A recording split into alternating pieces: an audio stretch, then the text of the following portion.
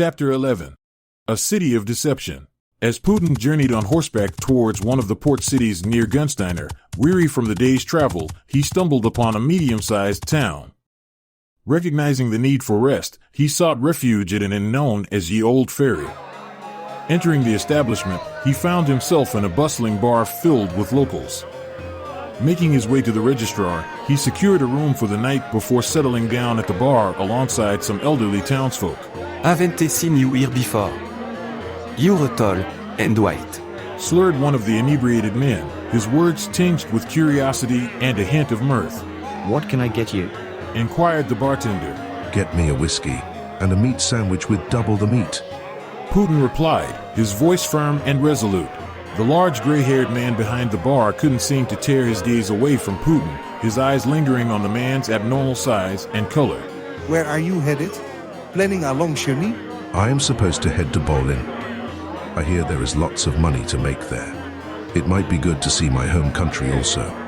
Going to be a long journey though. We have our travel center down the road, maar on travel. IDC check it out, might be worth our trip to explore. Slurred the old man, gesturing vaguely in the direction of the road. Let me buy you a drink. Wishing you well on your journey. I thought Bolin had a portal ward up to prevent invasion since the last war they went through. Asked Putin. The drunk man just looked at him. In confusion. They have treaties with Nagaroth and Eodia. Some of Mags have pendants that let them travel freely to Bolin and Lumadris. Another one of his friends stated. The two shared a drink. They both downed their drinks quickly, and soon a second. Let's do this. I bet you 50 years you pass out and quit before me. Putin readily agreed to the competition, and the two moved to a large table, drawing the attention of the patrons in the bar, who gathered around to watch. Drink after drink, the two matched each other, the atmosphere growing more raucous with each round. Despite his age, the old man showed surprising resilience, nearly passing out a couple of times, but managing to keep his wits about him. Finally, they both slammed down a drink, and as they put their glasses down, they simultaneously passed out. A couple of minutes later, they both woke back up, the old man exclaiming, One more. Definitely. Putin replied as they both finished the drink, watching as the old man passed out again. Is he going to be, okay? Putin asked, a hint of concern in his voice. We got him, said the bartender with a chuckle. His wife will be here soon to drag him home. Poor guy won't know what hit him tomorrow when she gets a hold of him, but he's used to it. He sure drank a lot, remarked Putin, a wry smile crossing his face. He'll be scrubbing pots and pans until they gleam like the castle gates at sunrise.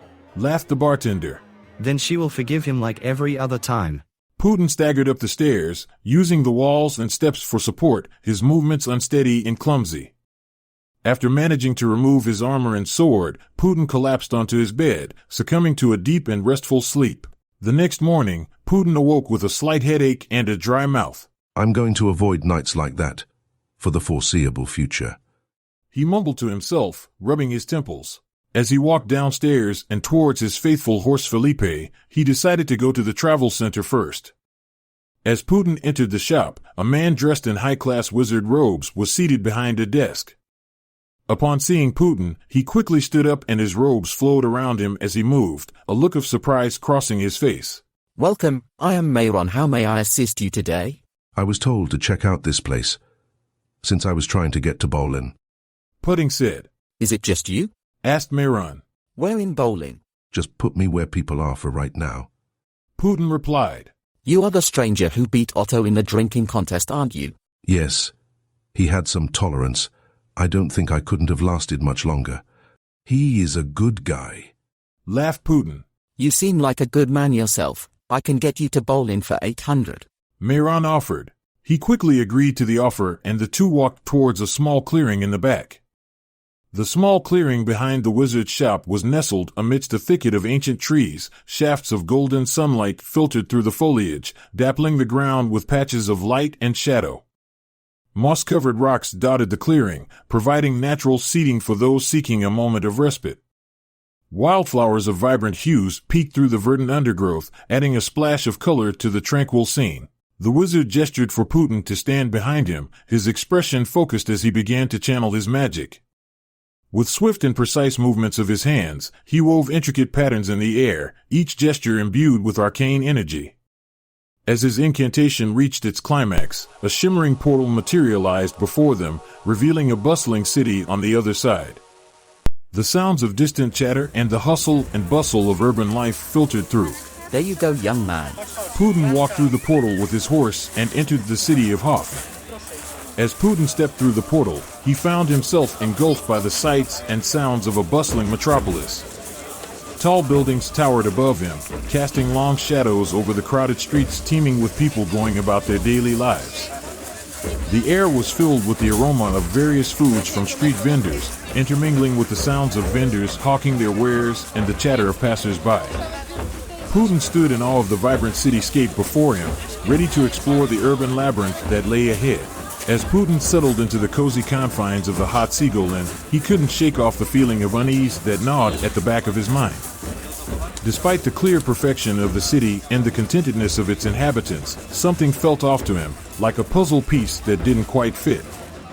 Nevertheless, he brushed aside his concerns for the time being, opting instead to enjoy the comfort and warmth of the inn after his long journey. The inn itself exuded a welcoming atmosphere, with its rustic decor. Putin found himself a seat by the crackling fireplace, relishing in the warmth as he ordered a hearty meal and a tankard of lemonade from the friendly innkeeper. As he ate his food and drink, he couldn't help but overhear snippets of conversation from nearby patrons, each one seemingly more content than the last. Despite the pleasant ambience, Putin couldn't shake the feeling that something lurked beneath the surface of this seemingly idyllic town. With a sense of determination, he resolved to uncover the truth behind the facade of perfection, even if it meant delving into the depths of Hoffman's darkest secrets. Tristan, looking for an 11-made sword, walked into a blacksmith's shop. He looked around and saw a half-built sword sitting near the forge. The shop has been unkempt for a couple days. A portrait painting of a large man with a hammer in his hand, and stood a 15-year-old boy standing in the middle of the shop.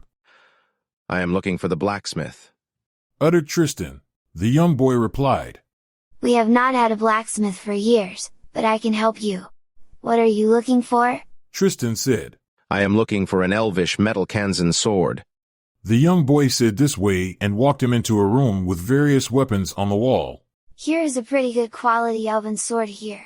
The young man reaches towards the sword and takes it off the wall. Tristan couldn't help but admire the craftsmanship of the elvish sword displayed before him.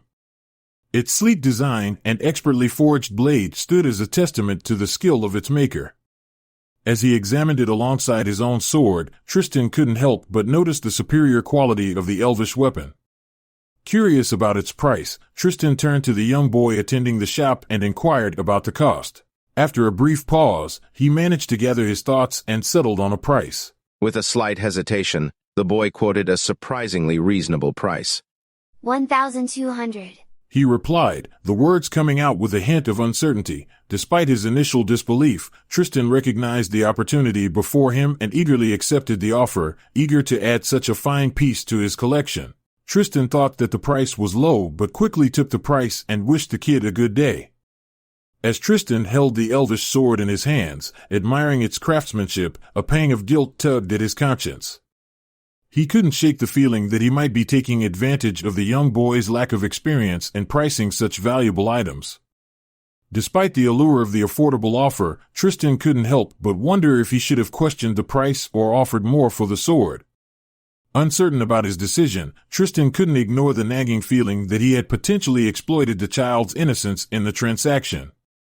It weighed heavily on his mind as he left the shop, prompting him to reflect on the ethics of his actions and consider how he might rectify the situation in the future. Tristan's quest for knowledge led him to a magic-based hospital, where he looked to expand his skills in healing magic. Upon entering, he was greeted by the head physician, who welcomed him warmly and agreed to impart some spells for a fee of 900 irons for the day. Eager to enhance his abilities, Tristan eagerly accepted the offer, recognizing the value of learning healing magic in his endeavors. With determination in his heart and a sense of purpose driving him forward, he embarked on this new opportunity to broaden his magical repertoire and become a more proficient healer. It started getting late in the evening and Putin left his room to go down to eat, ordering another extra meat sandwich. Tristan, after a long day, returned to the Hot Seagull Inn and went directly to the bar and sat down. As he sat down and ordered food, 6 men walked in wearing robes from the Order of the Blood, which Tristan noticed immediately. Standing up, he approached the group of men. Should we take this outside? I prefer not to mess up this place of business. Tristan, The man exclaimed. He looked around and looked at his other men, we don't have what is needed to take care of him. and started to back out of the inn. Il donne 6 odeurs. Questioned another of the acolytes. We know he is not far. It's not worth the risk. Stated the first acolyte as they left the inn. Putin got up to talk to Tristan. That was impressive. Who are those guys? They just turned tail and ran. A group of men who want me dead. Tristan replied. I took out one of their leaders once. Tristan, using his magical abilities, cast a spell to sense potential adversaries and detected the presence of 6 individuals lingering outside. Engaging in conversation with Putin, Tristan's keen observation led him to notice the distinctive ring adorned on Putin's finger, a ring reminiscent of the one he himself had gotten from Eldar and the defenders of Strakwer. With a curious glance, Tristan pointed out the shared possession, intrigued by the unexpected connection between them.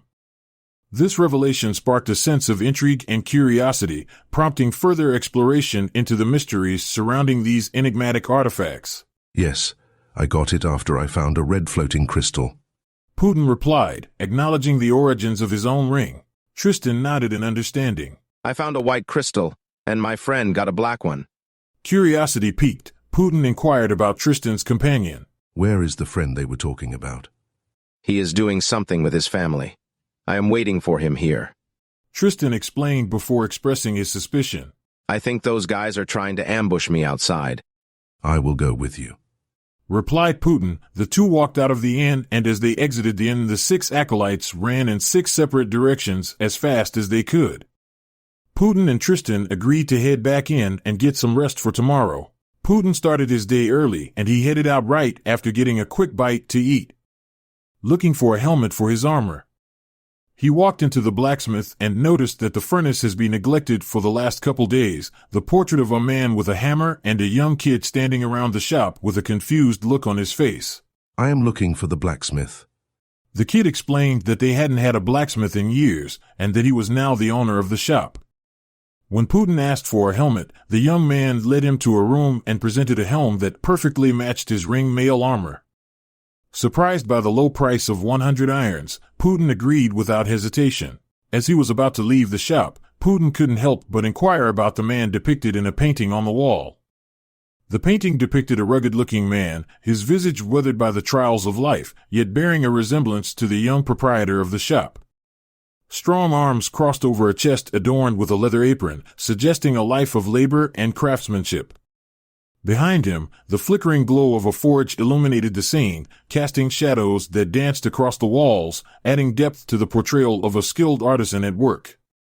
The man had a familiar look to the young child standing in front of Putin. The kid seemed perplexed and admitted he didn't know the identity of the person in the painting. It had always been there. His interest and curiosity were stirred by the young man's answers. Putin left the shop with more questions than answers.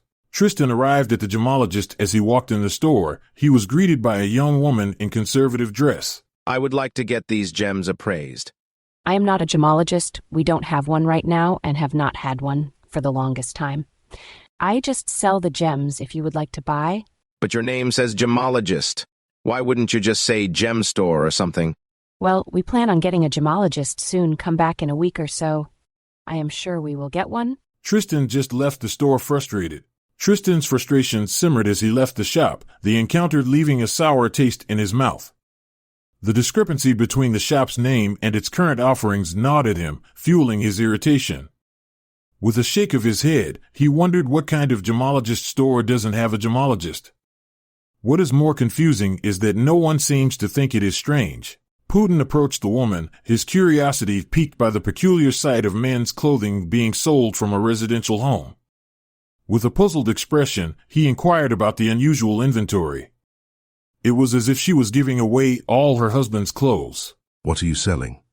The woman glanced up from arranging the garments, her expression mirroring Putin's confusion. I woke up this morning to find all these men's clothes in my house. I don't have a man living here. She explained, her tone tinged with bewilderment.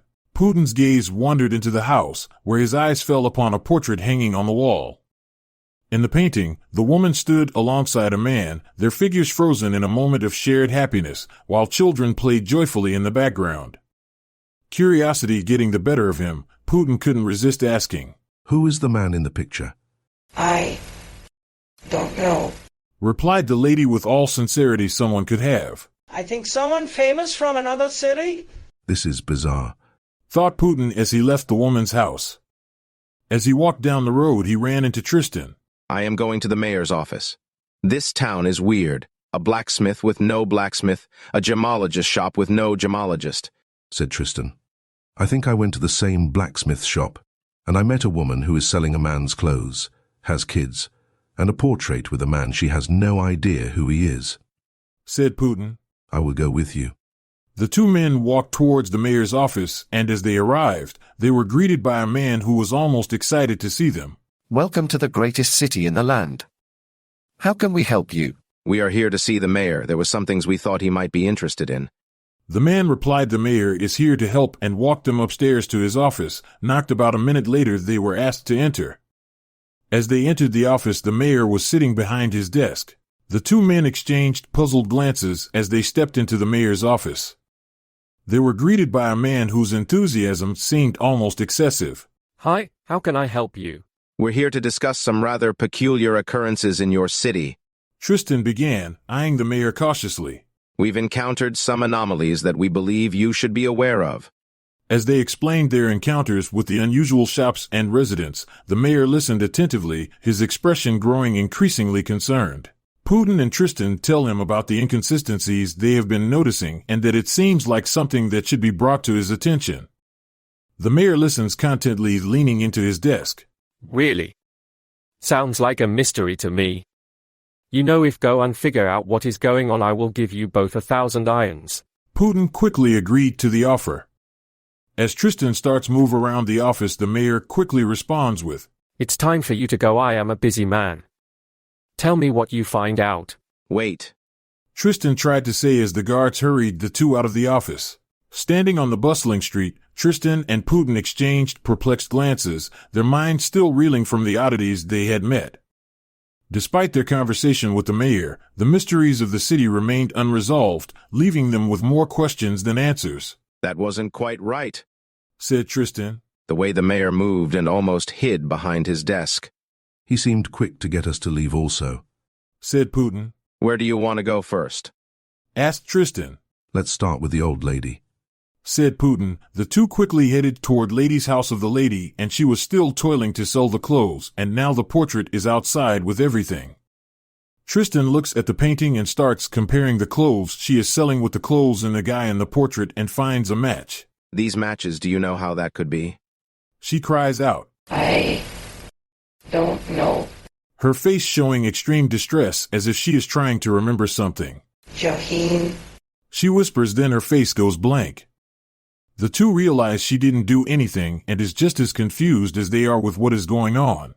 As they stood on the busy street, their attention was drawn to an old man holding a sign that read, "The end is near," in bold, weathered letters. The sight added another layer of intrigue to their already bewildering day, prompting them to wonder about the man's story and what had led him to this solemn proclamation. What do you mean? Asked Putin. The man frantically started signing to the two men. Tristan and Putin looked confused and realized he was deaf and mute. Not knowing sign language, Tristan asks the man if he could write down what he has to say. He shakes his head yes. Tristan handed him a pencil and paper. He wrote down, "There are monsters everywhere," and on the second thing he wrote, "People are being forgotten." What kind of monsters? Putin inquired, intrigued by the cryptic message. The old man hesitated before scribbling down on the paper, "Creatures lurking in the shadows, unseen but felt." Tristan and Putin exchanged concerned glances, sensing that there was more to the situation than met the eye. The two decide to try and stay up to see if anything happened, and nothing happened. A couple of days went by and nothing of notice seemed to happen. What are we waiting for? Asked Putin. I am not sure anymore, responded Tristan. As Tristan went to his desk, he found two pieces of paper, one saying, "Monsters are everywhere. And people are being forgotten." Tristan tries to think. Who I am forgetting.